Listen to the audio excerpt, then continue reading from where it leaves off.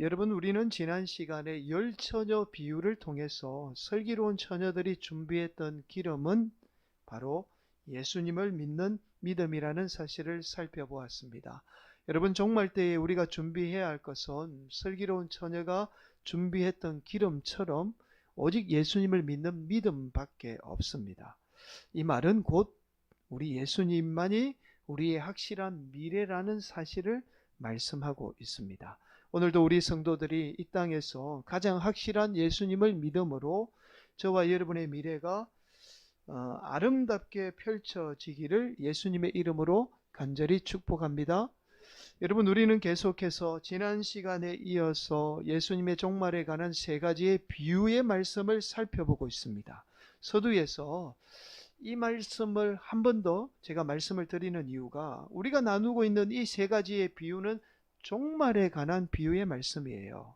자, 우리가 이 사실을 잊어버리게 되면 종말과 전혀 상관없는 해석을 낳게 됩니다. 자, 우리가 오늘 나누게 되는 이 말씀인 달란트 비유도 마찬가지예요. 예수님의 종말에 관한 비유의 말씀입니다. 다른 목적의 비유가 아니라는 사실을 반드시 기억하면서 오늘 말씀을 살펴보아야 합니다. 자, 여러분, 오늘 본문의 달란트 비유 말씀은 우리가 너무나 잘 아는 말씀이죠. 그런데 잘 아는 만큼 또 너무나 잘못된 많은 해석을 낳고 있는 말씀이기도 합니다. 자, 먼저 내용을 살펴보면 이런 내용의 말씀이죠. 주인이 타국으로 떠나면서 종들에게 자신의 재산을 맡기게 됩니다. 여러분, 첫 번째 종에게 금 5달란트를 맡기죠. 여러분, 달란트는 우리가 상상하는 그 이상의 엄청난 양의 무게를 말해요. 이 금 5달란트라는 것은 여러분, 오늘날로 치면 계산이 안 될 정도로 엄청나게 많은 돈입니다. 여러분, 두 번째 종에게도 2달란트의 금을 맡기게 돼요. 마지막 세 번째 종에게는 금 1달란트를 맡기게 됩니다. 자, 그렇게 시간이 흐른 후에 종은 다시 본국으로 돌아와요. 그리고는 종에게 맡겼던 달란트를 이 결산을 하게 되죠. 자, 그러자 5달란트를 받은 종은요, 열심히 장사를 해서 다시 5달란트를 남기게 돼요. 2달란트를 받은 종도 마찬가지입니다. 5달란트를 받은 종과 같이 열심히 일해서 2달란트를 남기게 되죠. 그래서 주인이 이 5달란트를 받은 종, 2달란트를 이 받은 종에게 착하고 충성된 종아, 네가 작은 일에 충성하였으니 큰 일도 맡기리라는 그 칭찬을 주인이 이 종들에게 하게 됩니다. 그런데 마지막 이 1달란트를 받은 종은요, 주인에게 받은 1달란트를 그대로 가져와서 주인에게 내밀게 되죠. 그러면서 이렇게 말합니다. 자, 24절 25절 말씀. 1달란트 받았던 자는 와서 이르되 주인이여, 당신은 굳은 사람이라 심지 않은 데서 거두고 해치지 않은 데서 모으는 줄을 내가 알았으므로 두려워하여 나가서 당신의 달란트를 땅에 감추어 두었었나이다. 보소서, 당신의 것을 가지셨나이다. 이런 말이에요.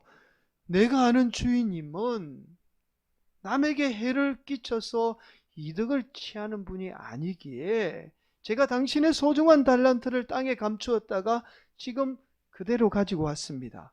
이거 주인 것입니다. 주인님의 것입니다. 라고 이렇게 지금 말하고 있는 겁니다. 여러분, 이 1달란트 받은 종의 말대로라면 앞선 5달란트 받은 종이나 2달란트 받은 종보다 훨씬 더 지혜롭고 어떠면 좀 충성된 종이라고 할 수 있습니다. 여러분, 그런데 주인은요, 이 종의 말을 듣자마자 종이 가지고 있던 이 1달란트마저 빼앗아 버립니다. 그리고는 이렇게 말씀하죠. 30절입니다. 이 무익한 종을 바깥 어두운 데로 내쫓으라. 거기서 슬피 우며 이를 갈리라 하니라. 여러분, 1달란트 받은 종은요, 주인에게 손해를 끼친 게 아니에요. 그대로 가지고 왔죠. 또 오히려 많은 사람들에게 자신의 이득을 취하면 다른 사람에게는 손해를 끼치잖아요. 다른 사람에게 손해를 끼친 것도 아니죠. 단순히 달란트를 남기지 않았다는 이유만으로 이 종은 주인으로부터 바깥 어두운 데 내쫓기고 심지어요 슬피우며 이를 갈게 되었던 거예요. 여러분, 여기까지가 오늘 본문의 말씀입니다. 여러분, 제가 이 달란트에 관해서 경험한 짧은 에피소드가 있어요. 여러분, 제가 이 에피소드를 말씀을 드리면서 우리가 잘못된 이 달란트에 대한 생각들을 조금 짚어보도록 하겠습니다. 여러분, 제가 아동부 교육 전도사를 할 때에 외모와는 전혀 안 어울리지만 저도 한때는 아동부 교육 전도사를 했던 시절이 있습니다. 교육 전도사를 할 때 한국교회에 한참 유행했던 이 프로그램이 바로 달란트 잔치라는 프로그램이에요. 여러분 기억하실 겁니다. 아마 우리 교회도 했을 거예요. 아마도 우리 성도들도 달란트 하면 이 프로그램이 먼저 떠오르게 됐죠. 지금은 이것이 성경적이지 않다는 이유로 이 프로그램을 하는 교회가 없습니다. 제가 교육 전도사를 할 당시만 해도 한국교회에서 이 프로그램 안 하는 교회가 없었어요. 아동부에서 전부 다 했습니다. 아이들에게 예배 참석하면 몇 달란트, 성경 읽어오면 몇 달란트, 또 전도하면 또 뭐 한 30달란트 이렇게 주는 거죠. 그렇게 모은 달란트로 1년에 2번씩 달란트 잔치를 합니다. 그래서 모은 이 달란트로요 교회에서 많은 물건들을 사놓죠. 그러면 이 마치 돈으로 물건을 사듯이 아이들이 모은 달란트로 교회에서 준비한 물건들을 사는 거예요. 그런데 나중에 아이들이 오로지 이 달란트 모으는 데만 혈안이 되어서 예배를 왜 드려야 하는지, 우리가 전도를 왜 해야 하는지 목적을 다 잃어버리는 거예요. 심지어 교회에 오는 목적도 오로지 달란트를 모으는데 목적이 있었습니다. 그래서 제가 달란트는 성경에 나오는 말씀이지만 달란트 잔치라는 프로그램은 성경적이지 않다는 이유로 제가 섬기던 아동부에서 달란트 잔치 프로그램을 없애버렸어요. 그랬더니 교사들이 난리가 난 거예요. 아니, 아이들이 좋아하고 심지어 잘 되는 프로그램을 왜 없애냐고. 저에게 말했으면 괜찮은데 이 교사들이 담임 목사님에게 이걸 고자질을 한 거예요. 그래서 제가 담임 목사님에게 불러가서 혼났던 적이 있어요. 혼났던 적이 있습니다. 그때 제가 담임 목사님에게 이런 말씀을 드렸어요. 목사님, 달란트는 성경에 나오지만 우리가 하는 이 달란트 잔치는 전혀 성경적이지 않습니다. 왜냐하면 아이들이 모든 것을 물질의 개념으로 생각해서 이것이 나중에 아이들에게는 잘못된 생각을 심어줄 수 있습니다. 라고 말씀을 드렸습니다. 그랬더니 담임 목사님이 하는 말씀이 무슨 말을 지금 하고 있느냐고. 달란트 말씀이 물질을 남기라는 말씀인데 왜 성경적이지 않느냐는 말씀을 하면서 오히려 저를 아주 심하게 책망했던 적이 있어요. 여러분, 아마도 우리가 달란트 비유하면 대부분 무엇인가를 남겨야 하는 이 물질에 관한 말씀으로 알고 있습니다.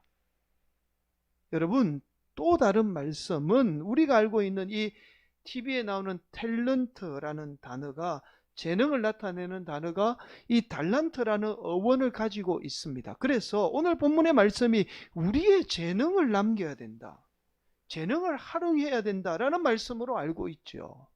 여러분, 그러나 예수님 당시의 달란트는요 오직 무게를 나타내는 단어예요. 재능을 나타내는 단어로 사용한 적이 없습니다. 이 말은 나중에 인간의 재능이 이 달란트만큼 값지고 소중하다, 가치가 있다라는 이 사실을 나타내기 위해서 이 탤런트라는 단어를 이 달란트라는 단어에서 유래한 것뿐이에요. 나중에 사용된 거예요. 예수님 당시에는 재능으로 사용한 적이 없습니다. 저는 오늘의 본문의 달란트와는 관련이 없어요. 오히려 달란트는 돈을 나타내는 단어가 아니라 무게를 나타내는 단어이죠. 그래서 우리 인생의 가장 소중한 가치를 나타내는 단어로 보는 게 더 정확한 해석이죠. 단순한 물질이 아니라 당시에 가장 소중하고 귀한 것을 나타내는 의미의 말이 달란트입니다. 자, 여러분, 서두에서 말씀을 드렸듯이 이러한 해석들은요, 이 달란트 비유가 종말에 관한 비유라는 사실을 알게 되면 전혀 논리에 맞지 않는 해석이라는 사실을 알게 돼요. 여러분, 우리가 종말을 맞이하면서 무엇인가 남겨야 한다는 사실은 이치에 안 맞는 말씀 아닐까요? 우리가 예수님의 재림으로 인해서 종말을 맞이하고 가는 천국은 우리 인간의 욕망이 작용하는 곳이 아니에요. 그래서 우리에게 무엇인가 필요가 존재하지 않는 곳이에요.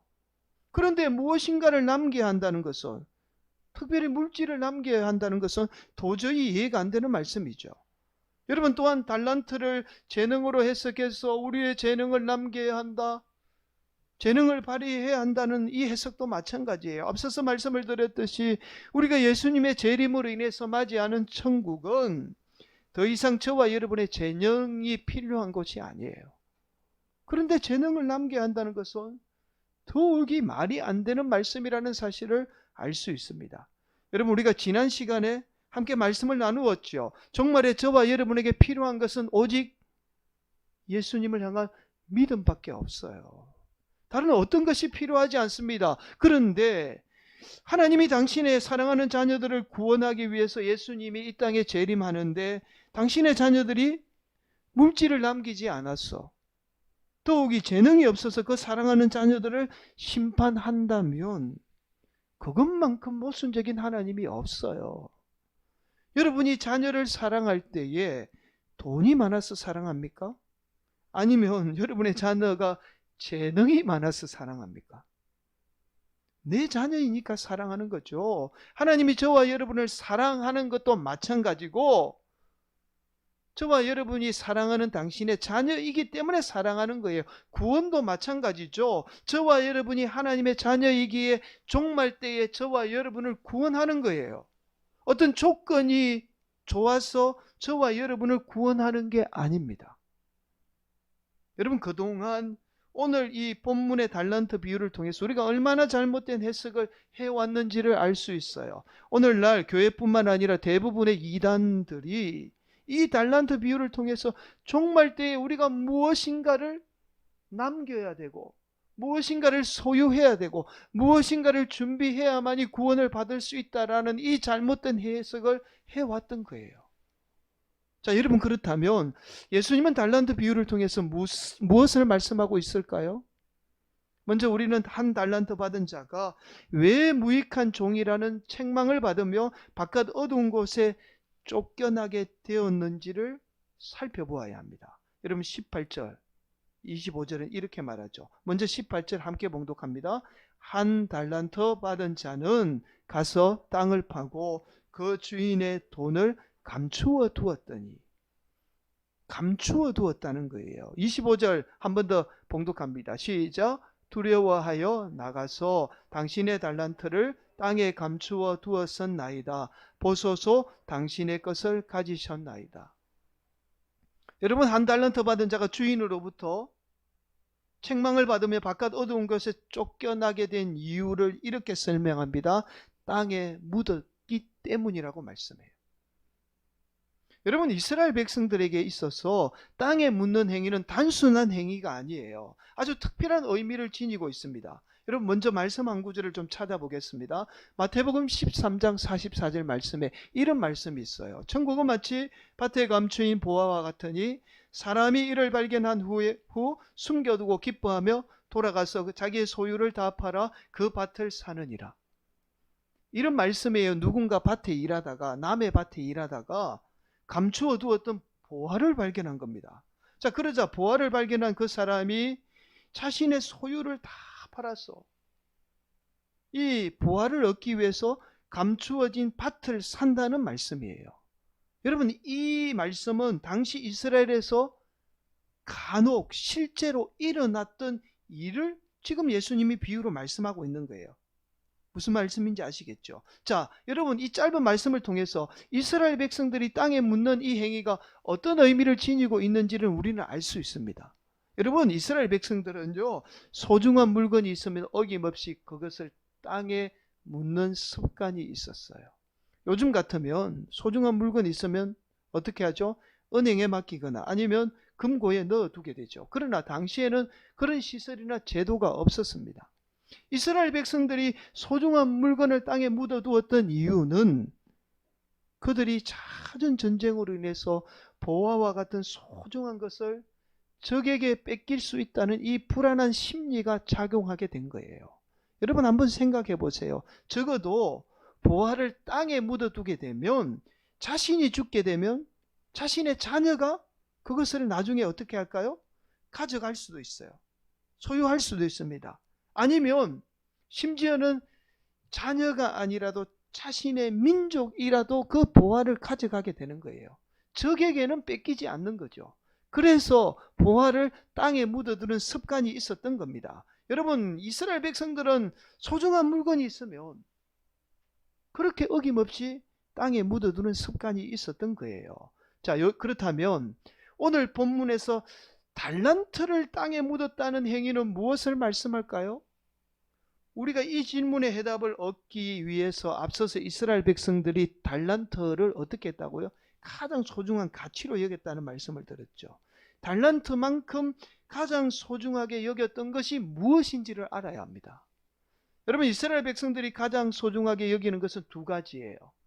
첫 번째는 성전이고 두 번째는 율법입니다. 하나님의 말씀인 율법이에요. 그런데 이스라엘 백성들은 나라를 잃어버리게 되자, 성전은 나라를 잃어버리면 성전은 쉽게 잃어버린다는 사실을 깨닫게 됩니다. 자, 그러나 율법만큼은 지킬 수 있다는 사실을 깨닫게 돼요. 그래서 이스라엘 백성들은요, 대부분 율법을 통째로 다 외웁니다. 모세외교 5경을 다 외워요. 자, 그리고는요, 자녀들이 태어나면 어릴 적부터 자신이 외우고 있던 율법을 어떻게 해요? 자녀들에게 다 암송을 시켜요. 암기를 시킵니다. 자, 그렇게 자신들이 하나님으로부터 하나님의 말씀인, 하나님으로부터 받은 하나님의 말씀인 율법을 지킬 수 있었던 거예요. 그래서 이스라엘 백성들에게 가장 소중한 것은 물질인 달란트가 아니라 율법인 달란트를 지금 말씀하고 있는 거예요. 자, 바로 오늘 본문에서 한 달란트를 묻었다는 것은 이스라엘 백성들이 가장 소중하게 여겼던 달란트인 율법을 땅에 묻었다는 겁니다.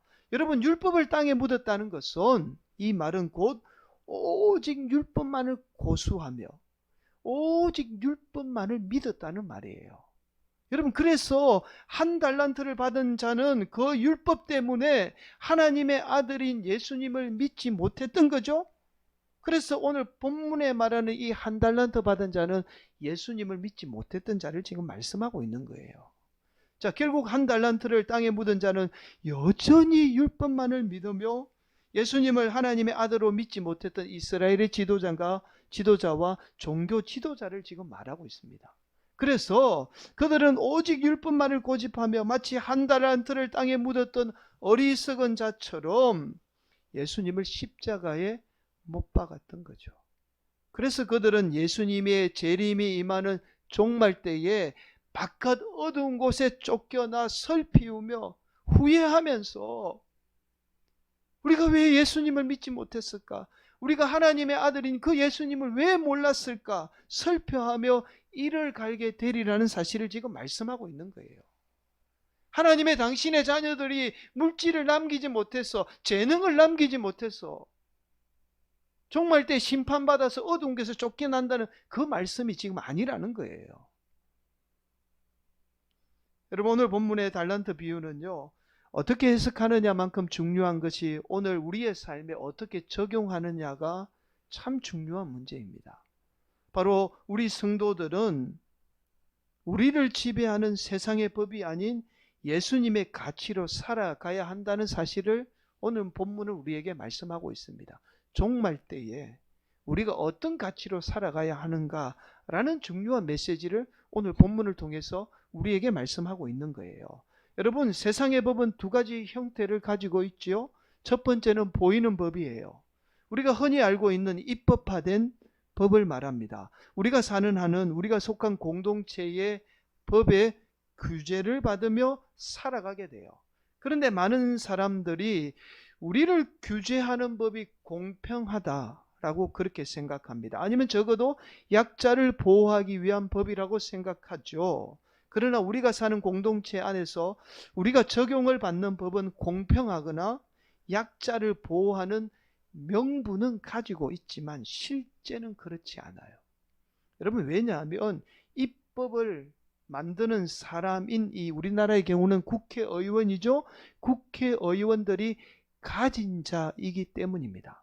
여러분, 가진 자들이 말로는 약자를 대변한다고 하지만 실제로 자신들의 이권을 포기하면서까지, 내가 손해보면서까지 약자를 위해서 약자를 보호해 줄 리는 만무한 거죠.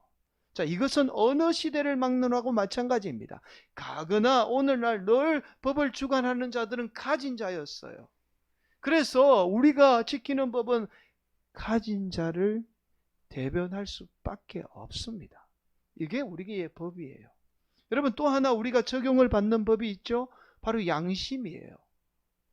여러분, 이 법은 보이지 않는 법이라고 이야기합니다. 이 법은 우리가 잘못했을 때 보이지는 않지만, 보이는 법에 저촉을 받지는 않지만 우리의 양심이 발동을 하게 됩니다. 이러한 양심의 법은 우리의 부모님이나 자라온 환경에 의해서 좌우가 되죠. 그래서 아무렇지 않게 폭력을 일삼고 거짓말하는 부모님 밑에서 자란 아이는요, 타인에게 폭력을 일삼고 거짓말해도 전혀 양심의 법이 작용하지 않아요. 양심의 가책을 느끼지 못합니다. 우리가 악을 행하는 사람을 보면서, 아니, 저 사람은 양심도 없나? 왜 저렇게 행하지? 왜 저런 일을 하지? 우리가 좀 이해를 못하는 사람들을 보게 되잖아요. 왜냐하면 부모님에 의해서 폭력을 행하고 거짓말하는 것이 당연한 일로 학습이 되었기 때문에 전혀 양심의 가책을 느끼지 못하는 겁니다. 자, 그래서 우리 믿는 성도들은, 종말의 시간 안에 살아가는 우리 믿는 성도들은 세상의 법이나 양심에 의해 사는 인생이 아니라 오직 예수님의 가치, 즉 예수님의 법대로 사는 인생이 되어야 합니다. 여러분, 예수님의 법은 사랑이에요. 원수와 같은 저와 여러분을 위해서 기꺼이 십자가를 지고 저와 여러분을 구원해 주신 그 사랑, 그 사랑이 바로 예수님의 법입니다.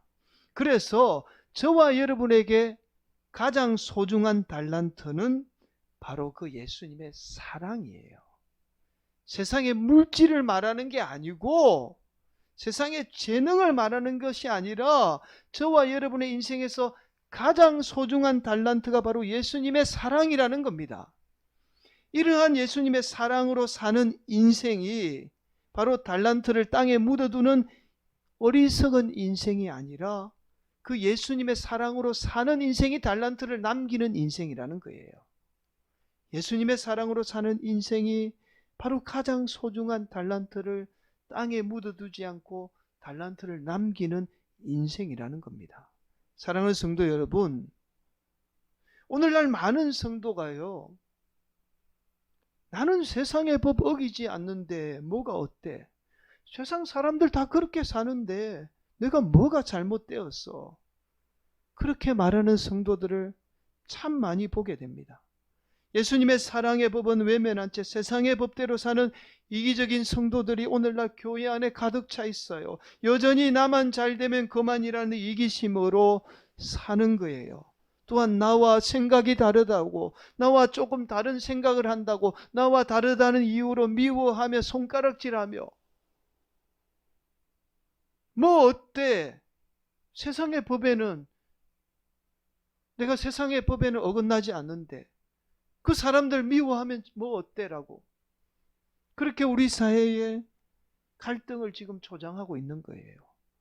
여러분, 이러한 인생은 여전히 우리 인생의 가장 소중한 한 달란트를 땅에 묻어두는 어리석은 인생과 같습니다. 여전히 한 달란트 받은 자와 같이 가장 소중한 예수님의 사랑을 땅에 묻어두는 어리석은 인생이에요. 그러나 저와 여러분이 이 종말의 시대 안에 오직 자신만 아는 이기심만 팽배한 이 시대에 저와 여러분에게 가장 소중한 그 예수님의 사랑을 날마다 실천하는 작은 일에 충성하는 복된 성도가 되어야 합니다. 그럴 때 우리 주님께 우리가 칭찬을 받게 되는 거예요. 우리 주님의 재림 때에 저와 여러분은 착하고 충성된 종이라는 이 칭찬을 받을 뿐만 아니라 우리에게 더 많은 것들을 우리 주님께서 맡기게 되는 거예요. 오늘도 우리 성도들이 우리 인생의 가장 소중한 가치인 달란트가 무엇인지를 깨닫는 은혜가 있기를 예수님의 이름으로 간절히 축복합니다. 그 귀한 달란트를 날마다 실천함으로 우리 삶 가운데 남기는 복된 성도들이 되시기를 예수님의 이름으로 간절히 축복합니다. 여러분, 우리에게 30살이 심리학에 묻다의 저자이자 신경정신과 의사로 잘 알려진 김혜남 선생님이 있습니다. 이분의 성함은 잘 몰라도 이분이 쓰신 책인 이 30살이 심리학에 묻다라는 책은 누구나 다 한 번쯤은 여러분 한번 들어보셨을 거예요. 이분이 43살이 되던 해에 우리가 불치병으로 알고 있는 이 몸이나 근육이 점점 굳어져가는 파킨슨 병에 걸리게 됩니다. 처음에 이분이 자신에게 불어닥친 이 불행을 도저히 받아들이지 못해요. 나는 아무 잘못도 없고 오히려 남에게 도움을 주고 살았는데 왜 내가 이런 불치병에 걸리게 됐는지, 자신의 삶을 원망하고 주위의 삶을 탓하고 부모님을 원망해요. 왜 나에게 이런 유전자를 주셨는지 부모님을 원망하고, 심지어는요 배우자를 원망하고 자신의 자녀들마저도 원망을 해요. 내가 아이를 낳아서 이런 병에 걸린 건 아닌가, 자신의 자녀들, 사랑하는 자녀들마저 원망해요. 그래서 정말 사람들이 꼴도 보기 싫어서 한 달을 침대에 누워서 천장만 바라보며 그렇게 시간을 보내게 돼요. 자신이 그렇게 수많은 사람을 상담했고 어려운 당한 사람들에게 도움을 주었지만 정작 자신이 파킨슨병이라는 이 불치병에 걸리게 되자 자신이 아무것도 아니었구나, 내가 아무것도 할 수 없는 연약한 존재라는 사실을 깨닫게 됩니다. 그렇게 누워만 있던 그녀는 문득 아주 단순한 하나의 사실을 깨닫게 돼요. 그것은 바로 자신이 아직도 죽지 않았다는 사실입니다. 그리고는 다행히 자신의 병이 초기 단계라는 사실은 알고는요, 아직 많은 일을 할 수 있다는 사실을 알게 돼요. 그렇게 그녀는 자신이 운영하던 참 잘되던 병원의 문을 닫고 그렇게 단 하루만을 위해서 힘겨운 삶을 살게 돼요. 파킨슨병 환자가 하루를 사는 게 그렇게 힘든답니다. 몸을 움직이는 것 자체가. 그렇게 하루를 살고 다음 날을 살면서 자신이 비록 아프지만 할 수 있는 많은 일들이 있다는 사실을 깨닫게 되면서 그때부터 책을 쓰기 시작해요. 그 이후에 쓴 책이 바로 우리가 너무나 잘 아는 30살이 심리학에 묻다라는 책입니다. 여러분, 소설이 아닌 책이 우리나라에서 무려 80만 부 이상 팔린 초베스트셀러가 된 책이에요. 그렇게 무려 지금까지 10권의 책과 많은 사람에게 희망을 지금 전하고 있어요. 여러분, 이분이 지난달에 발간한 책이 만일 내가 인생을 다시 산다면 이라는 책입니다. 자기에게 다시 인생이 주어진다면 내가 이렇게 한 번 더 살아보겠다라는 그런 내용의 책이에요. 이 내용에 보면 이런 글의 제목이 있습니다. 상처를 입더라도 더 많이 사랑하며 살 것이다. 이 글에서 마지막에 이렇게 말합니다. 내가 죽는 날을 상상해 본다. 내 옆에서 두려움에 벌벌 떠는 나의 손을 꼭 잡아주고 사랑한다고 속삭여줄 사람이 있다면, 그리고 내가 사랑한다고 말해줄 사람이 있다면, 그럴 수 있다면 그것은 내가 생에서 누려야 할 사랑을 충분히 주고받았다는 증거일 것이다.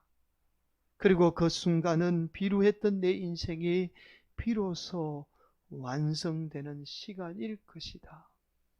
사랑하는 성도 여러분, 김연한 선생님은 우리의 비루한 인생이 사랑하는 순간 완성된다고 말씀해요. 그만큼 우리 인생의 사랑이 중요하다는 말씀이에요. 사랑하는 성도 여러분, 저와 여러분의 인생에는 세상이 말하는 사랑보다 더 소중한 사랑이 있습니다. 바로 우리 예수님의 사랑이에요. 이 사랑은 세상의 어느 것과도 비교할 수 없는 우리 인생에 있어서 가장 소중한 달란트입니다. 저와 여러분이 우리 인생의 가장 소중한 달란트인 그 예수님의 사랑으로 사랑하게 될 때에 저와 여러분의 인생은 비로소 온전한 인생이 되어 바르게 이 땅 가운데 살아가게 됩니다. 오늘도 우리 성도들이 우리 인생의 가장 소중한 달란트인 예수님의 사랑을 묻어두는 어리석은 인생이 아니라 날마다 그 예수님의 사랑을 사랑으로 사랑함으로 남기는, 그래서 작은 일에 충성함으로 큰 일마저도 감당하는 복된 성도들이 되기를 예수님의 이름으로 간절히 축원을 드리겠습니다.